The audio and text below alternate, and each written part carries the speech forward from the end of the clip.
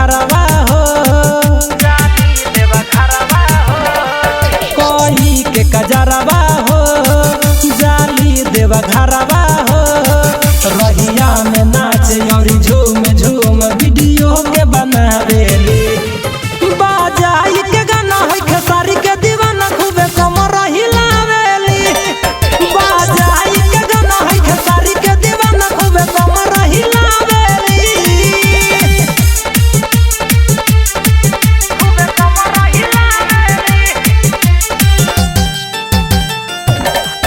खूबे कमर हिलावेली,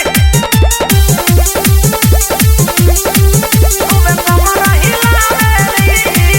कन्हवा पर कांवर लेके चलेली डगरिया हो, संगवा में टुन टुन यौरी बड़े भैया खेसरिया हो। अरे बुझवा हो, कन्हवा पर कांवर लेके चलेली डगरिया हो, संगवा में टुन टुन यौरी बड़े भैया खेसरिया हो।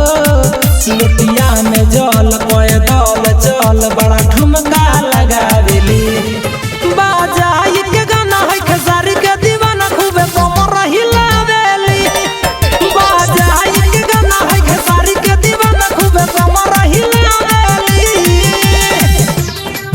खूबे कमर हिलावेली, कमर हिलावेली। Perfect recording studio Motihari. Music by Vikesh भोजपुरिया।